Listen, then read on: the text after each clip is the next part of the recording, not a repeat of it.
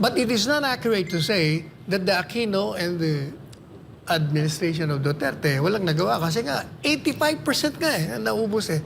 Ang natira lang 15%. Kaya credit must be given to where it is due and to whom. O, edi syempre, Aquino administration, Duterte administration, and BBM administration. Lahat ho sila.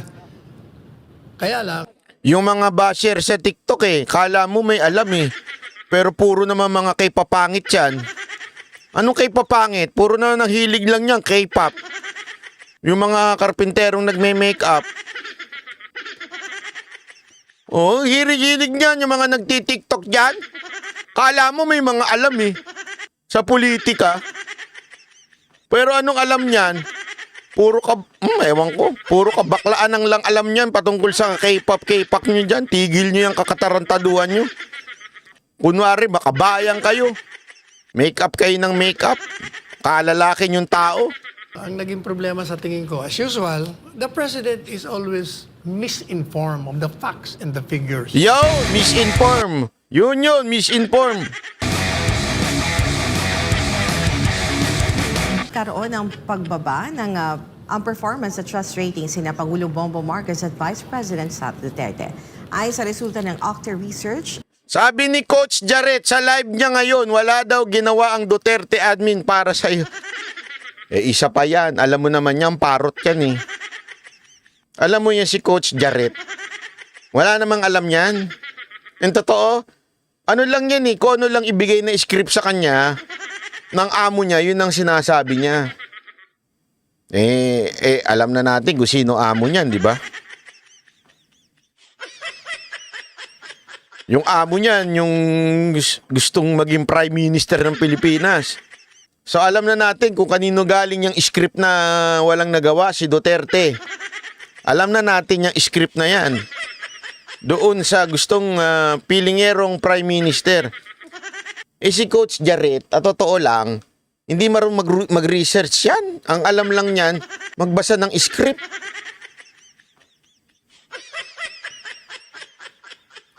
Tsaka bago siya magsalita ng ganyang walang walang ginawa si Duterte, ipaliwanag muna nila kung saan na yung ano nangyari doon sa katkungan sa rally. Coach Jaret, paliwanag mo muna yung mga katkungan dyan sa rally ninyo. Ano ba nangyari dyan? Kayo-kayo, kung ano ginagawa ninyo dyan sa rally nyo. Di ba? Kaya hindi, kahit sila nagbabanata na ngayon Kasi nga nagkatkungan yung rally nilang nilangaw. May inahanap na pera para daw ibayad sa mga rallyista. Kinatkung nung isang mukhang palingkera. Ang lakas mga muno na tawa ng tawa, gawa-gawa ng video. Tapos yung pala, magkano lang ang katapat niya? Wala pa 5,000. Tapos sinama nyo pa si Nino. Isa pa yan. Gusto niya ng pang grocery. na isinagawa noong March 24 to 27, 2024 na may 1,200 respondents. 69% ang trust rating habang 65% ang 4,800 lang pinag-aawayan pa. Akin na nga Gcash nyo. Gcash ko na yung 4,800 na yan. Na wag na kayo mag-away-away. Pakitanong nga si Coach Jaret. Pag-comment nga kayo doon, ano daw ba Gcash nyo? Ibibigay na lang ni Banat ba yung kinatkong na mga katkungan na nangyari dyan? Na 4,800. Bigyan na lang natin ng 4,800 para di sila nag-aaway-away. ang performance. Samantala, si Vice President Sara Duterte nagkaroon ng 68% trust rating at 64% performance rating. Ano bang masasabi dito, Attorney Sal? Sa tingin niyo, normal na pa ba sa yung takbo para sa ating... Ayan muna, yung... kasi trust performance rating ni PBBM at BP Sara bumaba. Naku po. Ano masasabi nyo dito? Bago tayo pumunta doon sa issue ng Yolanda, si BP Sara at si Duterte at saka si BBM ay bumaba ang kanilang trust ratings. Naku po.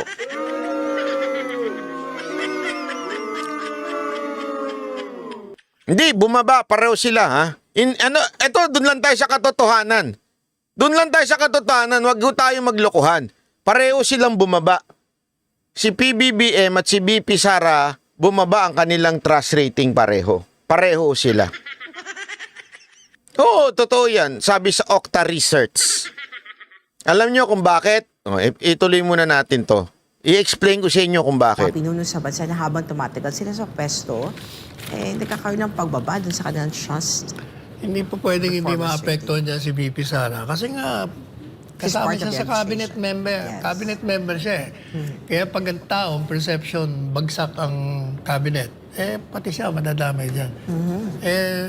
Hindi naman, technically speaking, yung sabi niya, mas mababa ang rating niya ngayon kay PBBM. Statistically tight naman talaga sila. Pero kahit ano pang sabihin, talagang bababa ang mga rating ng lahat ng ng miyembro ng kabinete. Damay-damay yung yan. Pero Pero pag si- hiniwalay mo yan, ibang usapan lang. Pero in fairness kay dating Pangulong Duterte, talaga na pataas talaga yung rating eh. Bumaba man Oo. Si Duterte lang ang pataas, bumubulusok pataas. Yun ang totoo dyan. Ang katangi-tanging presidente na pataas ang pagbulusok.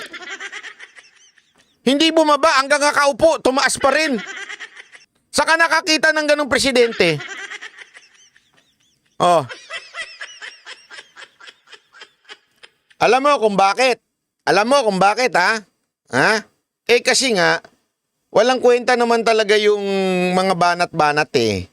Yan ang problema eh. Yung mga banat nila kay Duterte, hindi ho yan makakagiba sa mga Duterte kasi si Pangulong Duterte puno ng resibo. Yan ang katotohanan. Kaya etong pagbagsak ni PBBM at saka ni BP Sara Duterte, tama tama ho si Panelo. Hanggang si BP Sara ay nananatili sa tabi ni PBBM, babagsak at babagsak ang ratings ni BP Sara.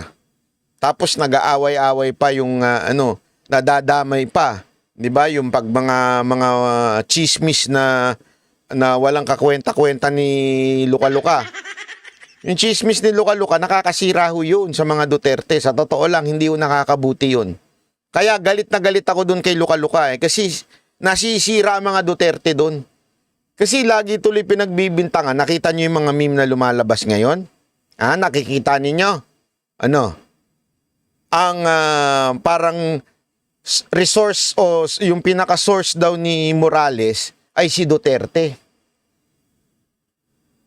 Kaya hindi nakakabuti yung mga chismis ng luka-luka na yan, na vlogger na yan. Yan ang katotohanan. Yan si Miss America. Kaya ako busit na busit. Kasi nadadamay ho eh. Nadadamay ho ang mga Duterte sa pagiging chismosa niya. Yun ang katotohanan. Huwag na tayo magpaikot-ikot.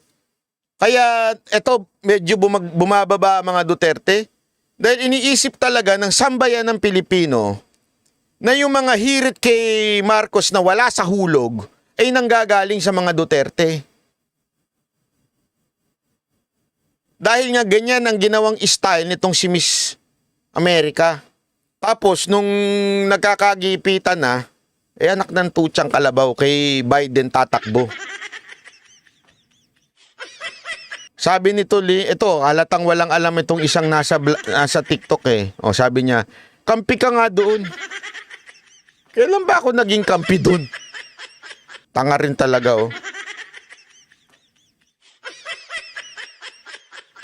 Pero totoo yan. Hanggang hindi umaalis sa tabi ni BP Sara si BP Sara kay PBBM, babagsak at babagsak ang rating ni BP Sara. Tingnan ninyo.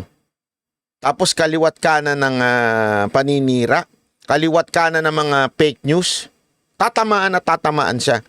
Kaya may punto rin yung sinabi ng isa dito na sana kahit papaano medyo magising na si BP Sara Duterte. Totoo naman.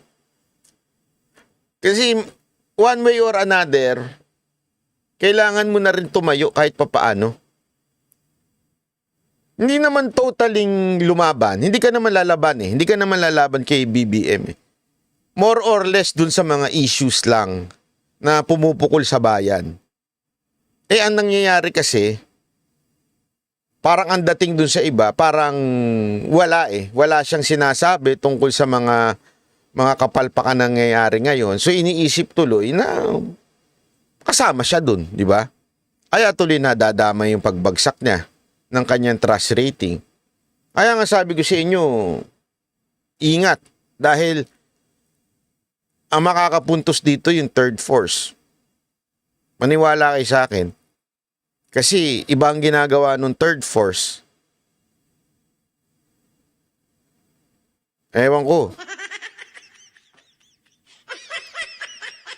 Ng ilang puntos pero napapanatili niya nasa mataas ang kanyang rating. At higit sa lahat, he ended his term na mataas pa rin ang trust and confidence. O yan ang mahirap talagang tapadan. Gaya nga, di ba sabi ko, nakaka-awa itong president. Ama sinabi ni Deca Zulieka, evil company corrupts good character.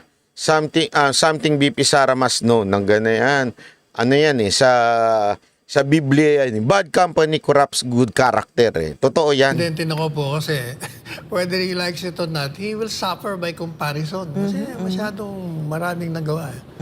And speaking of that, yung sinabi ko sa kailangan Eto i-discuss na, natin yan. itatanong ko na Okay. sa iyo. Speaking of comparison, in a recent interview kay Pangulong Bongbong Marcos, mayroon siya sinabing pahayag na kawalan daw ng aksyon na ginawa ng mga previous administration kaugnay sa mga lugar na tinamaan ng Super Typhoon Yolanda, no? Sabi niya, the past two administration has done nothing to rehabilitate areas devastated by Super Typhoon Yolanda. Sabi niya sa isang interview, and I quote, "I cannot say that we have fully recovered from Yolanda. With all that rehabilitation, we only really started 2 years ago because nothing was done during the previous administration. Nako. Nothing was done by the administration before that," end of quote. He also added that, and I quote, "It's only now that we really paid attention to it," end of quote. You, Attorney Sal, mula sa bahagi ka ng previous administration, wala bang ginawa ang Duterte administration para sa Alam po ninyo, rehabilitation? Pinadala na ko ng mga query ng reporters kahapon. So, ang ginawa ko, tinanong ko yung mga in charge at binigyan nila ako ng facts and figures. At ito naman mababalidate ng records ng gobyerno. Sa tingin po natin, yung sinabi ni Presidente Marcos Jr. na walang ginawa ang Aquino administration and Marcos administration regarding the Yolanda Rehabilitation Program, mukhang hindi po naman tama. The President must have been misinformed. Mukhang mali ang impormasyon na tanggap niya.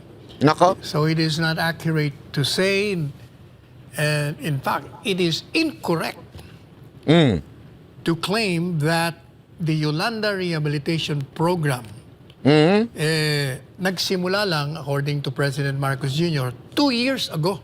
At ang Aquino at ang Duterte administrasyon ay walang ginawa kaugnay dito. Matatandaan po nyo, yung Typhoon Yolanda ay nangyari noong 2013 sa panahon ng nasirang Presidente Benigno Aquino. At ang Samar at Palawan ang the most devastated areas. At ang estimate noon, mga 205,000, more or less, siguro more pa, ang nawala ng bahay. And out of that number, ang Aquino administration built 160,000 housing units. Nasa record ho yan. At nagsimula ang distribution ng mga housing units na ito noong 2014. 2013 yung typhoon. 2014, nag-umpisa na sila ng distribution, nagawa na. Ibig sabihin, just 1 year after. Ngayon, ano namang ginawa ng Administrasyon Duterte? Meron ho silang target na yung mga naiwan na mga hindi pa nagagawang housing units, tatapusin nila. At yun ay, in 2022, natapos nila 85% ang natapos nila. Kailangan tingnan po natin kasi ang iba sasabihin, bakit naman kasi ang tagal? Kasi 2013 pa, tapos 2022. Umpisa sa administrasyon Aquino hanggang kay Duterte. Kasi nung 2020, yung natitirang budget para doon sa 45,000 housing units, na-release lamang noon. At immediately, nung ma-release, nai-award sa mga beneficiaries sa panahon ng pandemic. At kung titingnan niyo po ang record, nung matapos ang termino ni Presidente Duterte, 85% of the targeted figure of 205,000 housing units have been distributed. 85% to. So may natirang 15%. Yan yung report ng COA audit, di ba? Pinakita naman na sa news mismo yan ng GMA nung nireport nila yung sinabi ni PBBM na walang nagawa. Nasa news naman. Yun ang problema. Pag yung mga bida-bida sa paligid, mali-mali yung sinasabi kay PBBM, tapos sasalsalin pa yan niya ng mga bangag vloggers. Yung mga bangag vloggers na wala naman kasi silang content, so sasalsalin nila yung sinabi ng Pangulong Marcos, pero ang hindi nila ipupunto doon, hindi sila magka-counter ng kanilang research kung totoo ba yung sinabi ng amo nila. Siyempre, mga palamunin lang yung mga yan. Di ba? Mga walang alam. Mga tamad, mga tambay, mga squawking. So, wala silang gagawing karagdagang research. Kung ano lang ang sabihin sa kanila, yun na yun. Di ba? Ayan simpleng-simple. Nasa gobyerno ka. Ikaw ang namamahala ng gobyerno, hindi mo alam na may COA audit dyan na naibigay na yung 85%? Di ba? Hindi mo alam yan? Ginagawa kayong tanga? Yung mga vlogger ninyo, pustahan tayo bukas siya na kagad ng topic ni Mr. Raptor.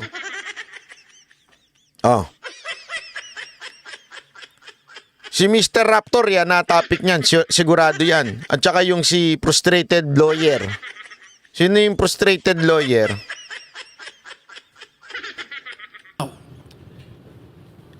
Noong ito pong DBM, Department of Budget and Management, kaya ganyan tumagal.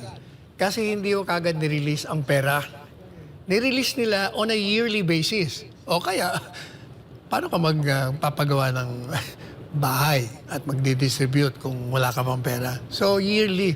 But the fact is that ito pong National Housing Authority na ang general manager noon ay si Marcelino Escalada Jr. Matindi ito dahil ito, I had personal experience with this guy. Lahat ng mga referral ko, mabilis pa sa alas 4. Talaga sa sunog, sa baha, pag sinabi ko kailangan, nandiyan ka agad. Pinagmamalaki niya. At nakakita ko ng record 85% po, sabi niya, nung programa ng rehabilitation sa panahon ni Duterte ay na-accomplish namin in record time. At nung 2017, 1 year after PRD assumed the presidency, nagdeklara po siya na itong mga housing units na ito ay full grant. Yan ang ibig sabihin ng full grant. Libre. Kita nyo yung ginawa ni Duterte? Kaya alam mo, kung ako, may payo ako dun sa mga bangag vloggers. Pakisabi ito sa mga bangag vloggers nyo. Yung mga bangag vloggers, pakisabi sa kanila. Bago nyo salsalin itong balita na ito, mag-google muna kayo kasi masusunog kayo dito. Mantakin mo, sasalsalin ninyo, sasabihin ninyo, wala naman nagawa tapos ito pala yung nagawa, 85%. Sino nagsabi? COA. Gobyerno nagsabi. Pangalawa, libre pa. Nung panahon ni Aquino, pinababayaran sa kanila. Nung panahon ni Duterte, tinanggal niya yung bayad. Libre na yan. Di ba? Kaya ako sa inyo, mga bangag vloggers, hindi, sa bagay, tanga rin naman yung mga ano nila, mga subscriber nila eh. Kaya alam mo minsan nananadya kasi ang mga vlogger eh. Hindi totoo. Yung mga vlogger kasi alam nila tanga yung mga ano nila, mga followers nila. Kaya kung ano-ano lang ang nilalabas. 'Di ba? Halimbawa, yung mga followers nung lukalukang taga-Amerika. Di totoo. Tanga kasi yung mga followers nun. Gullible yung mga followers nun eh. Hindi totoo. Tanga talaga yung mga followers nun. Tanga na nga noon. Binoto nila si Marcos. Tanga pa rin hanggang ngayon. Bakit? Naniniwala lang sila sa kwento kahit walang ebidensya. May sasabihin pang may blue folder. O, alam mo ba yung laman ng blue folder? Banat ba? Idla ka palang alam eh. Utangin nang yan. Alam ko sa blue folder. Blue folder. Ako, meron akong yellow folder. Alam nyo laman nito, itong yellow folder ko. Hindi nyo rin alam. Ang laman nito, mga dilawan.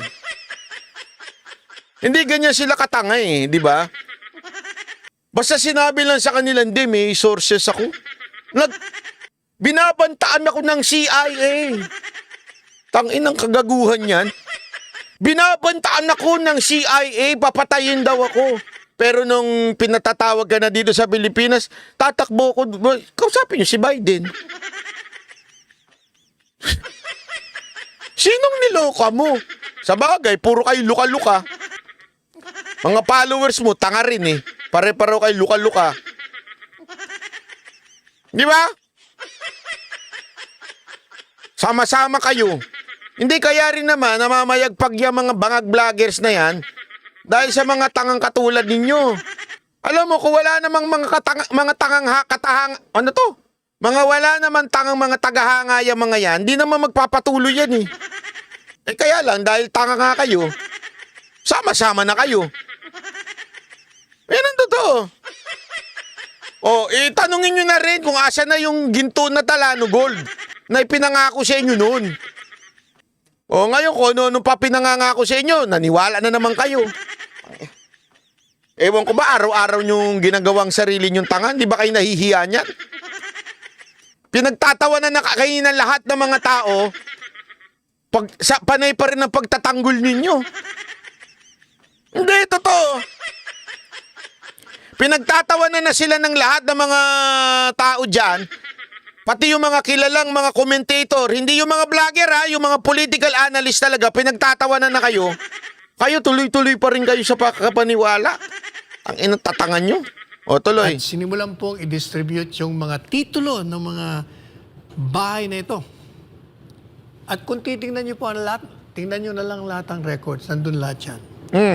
And itong 15% remaining, ito yung marahil tinutukoy ni Presidente Marcos Jr. Ito isa, sabi, shame on you. Sus, kala ko pa naman okay na sasabihin mo. Sandali, wag mo muna, binabasa ko pa.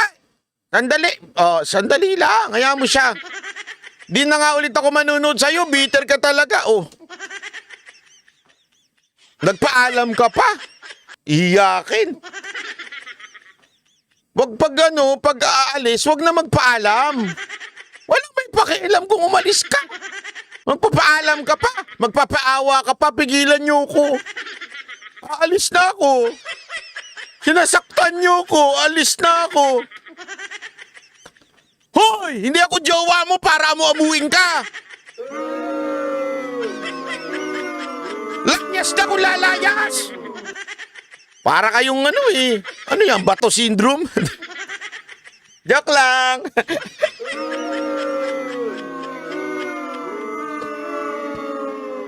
Ano na, kung gilalayas, wag na magpaalam. Paalam pa, kala mo naman pipigilan. Na nagsimula ho sila in regard to the 15% na natira. And ito pong 15%, sinimulan niya. Madalit sabi, it is to the credit of this Marcos administration that it continue the remaining 15%. 15% na nga lang, inagaw pa yung buong 85%. Hayop yan. Sinasabi kasi ni Panelo dito, di ba, nagawa na yung 85%. Pinagpatuloy naman daw ni Marcos yung 15%. Ipagpapatuloy mo na lang yung 15%, nilait mo pa yung gumawa ng 85%. Pambihira, oh. Puro kayo, propaganda. Mga propagandist kasi itong mga, mga kabangag vloggers.